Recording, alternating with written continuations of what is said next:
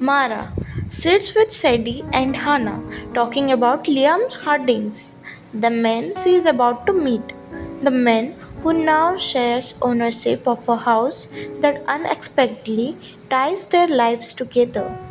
There is something strange about him. He didn't even attend his own aunt's funeral, and he barely keeps in touch with his family. Still, Mara can't ignore the pull of this situation. She reached out to him, hoping for a conversation, maybe even understanding. But all she got was silence, and yet, somehow, that silence feels heavier than words. Her friends are uneasy. Liam is everything Mara isn't, a powerful corporate lawyer working for a fossil fuel company while she has devoted her life to protecting the environment. Two completely different worlds about to collide under the same roof. But despite the warnings, despite the fear, Mara decides to go because this isn't just about a house, it's about survival, about her future, about a chance she can't afford to lose. As she rides to meet him, her thoughts drift, tangled between anxiety and curiosity. What kind of man is Liam Harding? Cold, arrogant, or something more complicated? Something she hasn't yet seen. When she steps out of the car, her heart pounds harder with every step. The air feels heavier, charged with anticipation. She tells herself it will be simple, a conversation, a solution, nothing more. But deep inside, there is a quiet, dangerous question lingering. What if this meeting isn't just about a house? What if it's the beginning of something neither of them expected? Something intense, complicated, and impossible to walk away from. The story opens with Mara standing in front of a house in early fall, and the moment feels almost magical. The warm sunlight, the red bricks, and the golden ginkgo leaves make everything glow. She breathes in the scent of grass and sun and softly laughs because she realizes she could so easily fall in love with this place. Maybe she already has.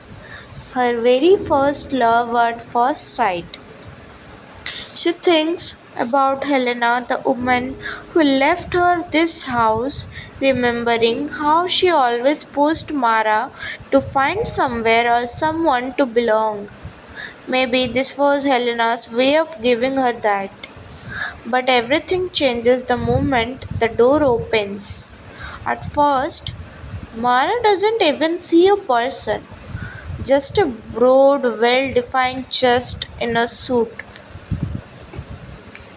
Then slowly she takes in the rest.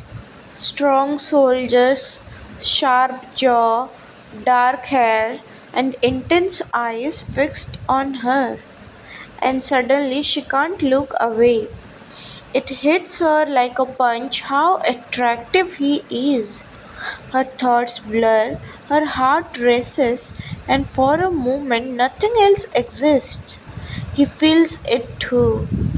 Both of them stand there, completely caught in the moment, like they are spellbound by something deeper than logic.